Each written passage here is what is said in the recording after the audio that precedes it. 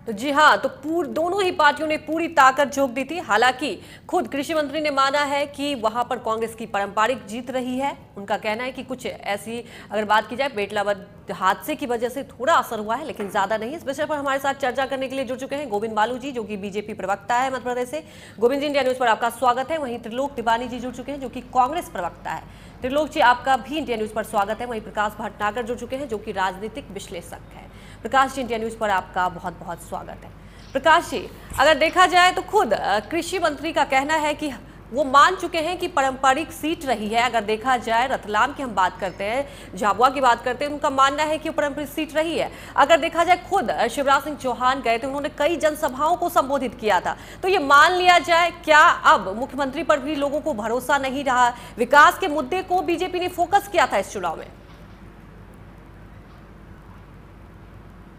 देखिए, बीजेपी जो है मध्य प्रदेश में लगातार विकास के मुद्दों पे ही चुनाव लड़ रही है जी। और 2003 के बाद 2008, 13 हर बार पहली बार मध्य प्रदेश की जनता ने ऐसा हुआ है कि एक पार्टी को तीसरी बार सरकार चलाने का मौका दिया है।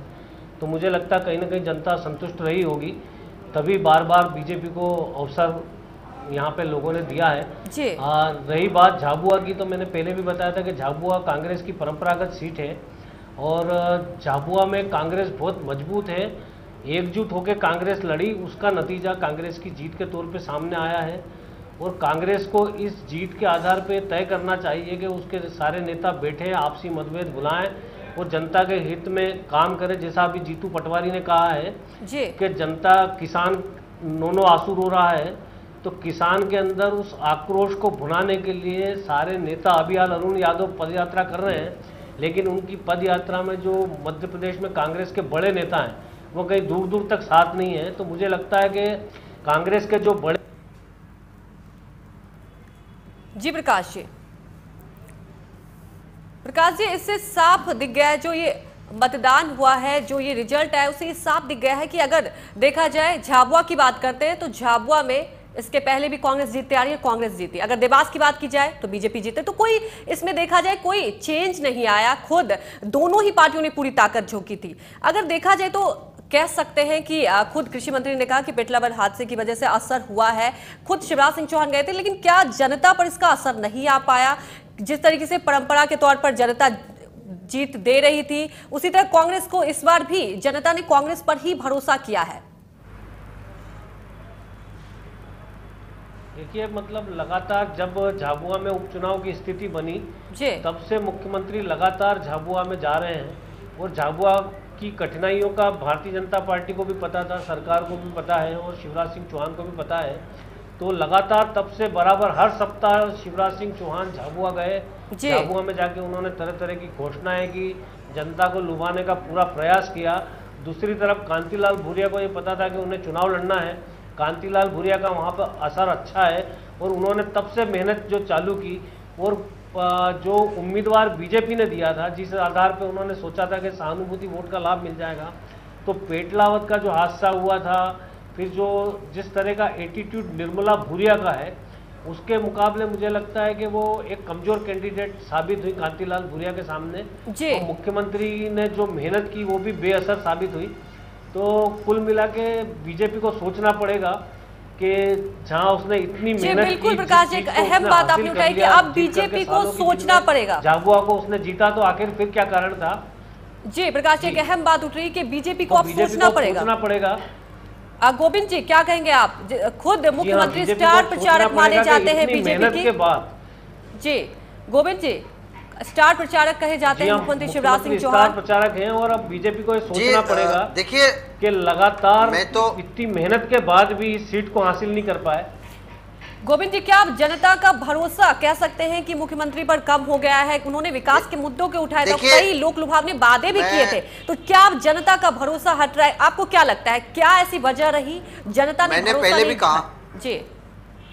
अंजलि जी जी गोविंद जी, अंजलि जी, आपके आने के पहले जब पयोधी जी थी तब भी मैंने कहा था कि हम हर बात का आकलन, समीक्षा और हम इंट्रोस्पेक्शन करते हैं, अंतरावलोकन करते हैं कि हम कहाँ कम रहे, हमारी मेहनत कहाँ ज़्यादा हमने अच्छा काम किया, कहाँ हमको और जनाधार बढ़ाना है, कहाँ हमको और मेहनत करना है। इसलिए केवल एक फैक्टर से काम नहीं चलता है, हर बात की पार्टी अपने फोरम पर पूरी समीक्षा करती है, हमेशा करती रही है। समीक्षा करने की बात कही आपने, तो आपको अब क्या लगता है, अब तो रिजल्ट लगभग आ गया है, आपको क्या लगता है कि क्या ऐसी वजह रही? क्या आप मानते हैं कि अगर व्यापम की बात की जाए, क्या व्यापम की वजह से जो छवि खराब हुई है उसका असर हुआ है चुनाव पर? जी नहीं, मैं आपसे पूरी बात, अंजलि जी, किसी भी चुनाव में वोटों का कम ज्यादा होना कोई एक कारण पर निर्भर नहीं करता है। कोई ऐसा बड़ा कारण अभी नहीं था, यदि होता तो देवास भी हम नहीं जीतते, देवास में भी इतने बड़े अंतर से जीत नहीं। गोविंद जी, देवास में इससे पहले भी बीजेपी जीतते आ रही है। सवाल ये उठता है, रतलाम की बात की जाए, मुख्यमंत्री शिवराज सिंह चौहान ने वहां डेरा जमा रखा था, कई जनसभाओं को उन्होंने संबोधित किया था। बात कर रहा हूं जी, मैंने कहा 8 सेगमेंट थे वहां पर, डेरा जमा रखा था। हर पार्टी, सारे के सारे नेता, कांग्रेस के भी लगे थे, बीजेपी के लगना स्वाभाविक ही थे, क्योंकि हम हर चुनाव को उसी गंभीरता से लेते हैं, चाहे वो लोक पंचायत का चुनाव हो, चाहे नगर पालिका का, नगर पंचायत का। हमने हर चुनाव को गंभीरता से लिया। जब नगर पालिका के चुनाव में स्थान स्थान पर माननीय शिवराज सिंह जी चौहान सभाएं कर रहे थे, तब कांग्रेस कहती थी कि एक एक गली गली जा रहे हैं, एक एक छोटे नगर निकाय चुनाव में भी अपने आप को आगे करके और जनता से, तो देखिए जनता का से जुड़ाव रखना, जनता से संवाद रखना कोई गलत बात नहीं है। हमारे सब नेता वहां पर लोगों के साथ। गोविंद जी, सवाल यही उठता है, इसके पहले स्टार प्रचारक माने जाते हैं, कई जनसभाओं को संबोधित किया, उनके नेतृत्व में चुनाव जीतते आई बीजेपी। मैं आपसे पूरी बात, अंजलि जी मेरी पूरी बात हो जाने दीजिए। सेंध नहीं लगा पाई, कांग्रेस लगातार यहाँ जीतते आ रही है और शिवराज सिंह चौहान ने पूरी कोशिश की थी कि यहाँ पर सेंध लगाया जाए, लेकिन सेंध नहीं लगा पाए। पूरी कोशिश हर पार्टी करती है, हम उसकी समीक्षा करेंगे। बहुत एक कोई कारण नहीं है, अभी कोई बड़ा कारण नहीं था, हम उसकी समीक्षा करेंगे कि हम कहाँ पर हम कमी रह गई हमारे से, हमने कहाँ पर हमारी बात पहुँचाने में हम कमी कर दी हमने, या हम कहाँ पर कौन सा समीकरण हावी था, कौन स्थानीय परिस्थितियाँ हावी थी। हम इस बात की समीक्षा निश्चित रूप से करते हैं और करेंगे। इसलिए हम ये कहें कि बहुत बड़ा कोई प्रदेश में कोई जिस तरह कांग्रेस आरोप लगा रही, ऐसी कोई बात नहीं थी। और ये जो अभी प्रकाश भटनागर जी ने भी कहा, हमारे गौरीशंकर जी बिसेन ने कहा, इस बात से कोई इनकार नहीं कहा। ये तो स्लेट पर लिखी हुई चीज़ है कि कांग्रेस की लगातार परंपरागत सीट रही है। हमने पिछली बार दिलीप सिंह जी भूरिया ने इसमें चुनाव जीता, वो एक बड़े नेता थे। गोविंद जी, क्या कैंडिडेट के चुनाव में कोई कमी रह गई? अगर देखा जाए, कांतिलाल चुके हैं, इतने साल से सांसद हैं, तो निश्चित रूप से व्यक्ति को गोविंद जी ये आप मानेंगे और जिस ढंग से कांग्रेस बार बार आरोप लगा रही थी, उनके आरोप को तो नकार दिया। ये बार बार की ऐसी गड़बड़ी की जा रही है, शिवराज सिंह चौहान जी मेरी हत्या कराना चाहते हैं, इस तरीके का नरगल प्रलाप के। लेकिन ये सब बातें कांग्रेस को समझ लेनी चाहिए कि जो जिस ढंग का ट्रेंड अभी आया है, झाबुआ का जो परिणाम आ रहे हैं सामने, जिस ढंग से बढ़त मिल रही है उनको, उससे उनको समझ लेना चाहिए कि क्या सरकार ने ऐसा कुछ किया होता तो क्या होता। इसलिए हम इसका आकलन करेंगे, हम कहाँ कमी हमसे रह त्रिलोक जी, अगर बात की जाए रतलाम झाबुआ की, जो हमको फीडबैक मिलते हैं मीडिया से भी जो फीडबैक मिलते हैं, हम निश्चित रूप से कमियों को दूर करने की पूरी कोशिश करेंगे। और पहले भी हम हारे हैं उपचुनाव, ऐसा नहीं है कि पहली बार कोई उपचुनाव में हम पीछे हैं।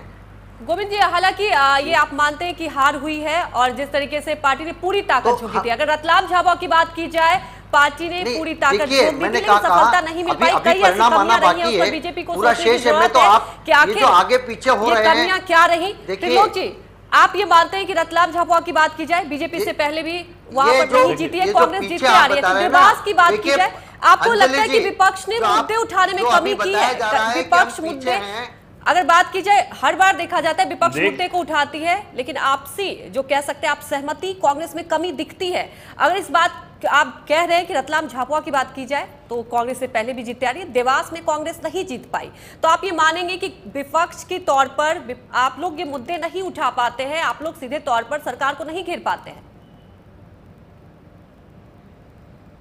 देखिए अंजलि जी, जहां तक जीत और हार का सवाल है, तो पिछली बार दिलीप सिंह भूरिया यहां से सांसद थे, 1 लाख से ज्यादा वोटों से उन्होंने ये लोकसभा जीती थी। वो 1 लाख वोट हजार हमने कवर किए, उसके बाद 1 लाख वोटों से हम जीत रहे हैं। कितना बड़ा अंतर आया है हार जीत का।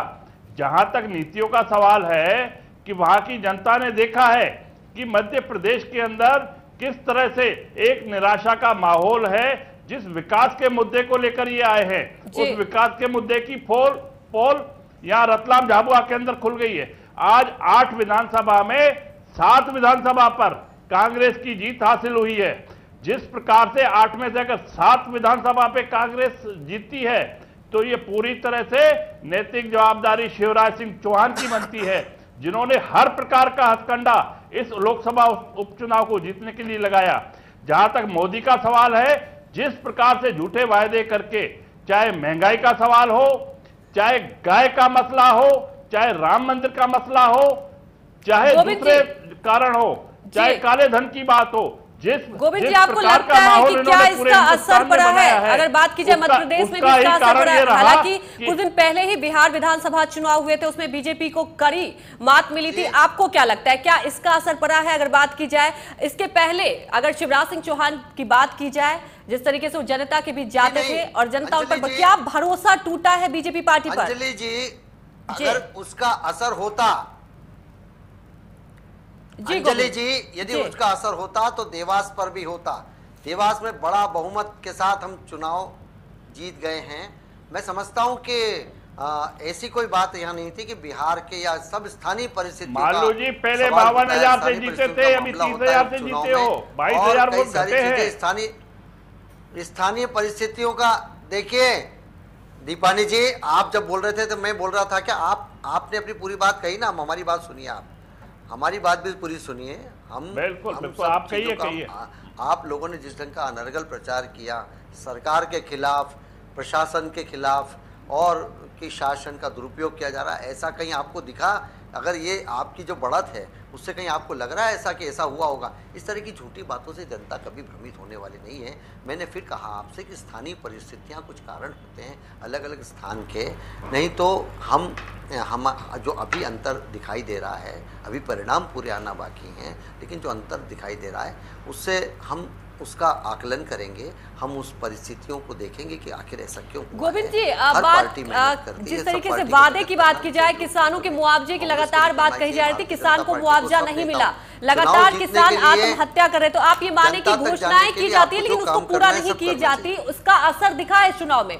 जनता का भरोसा अब टूट रहा है, वादे किए जाते हैं लेकिन जनता का वादा पूरा नहीं होता है। अगर बात की जाए, अगर मध्य प्रदेश की बात की जाए तो अभी किसान जिस तरीके से परेशान है, लगातार मुआवजे की बात की जाती है लेकिन किसान के हाथों में कुछ नहीं मिला है।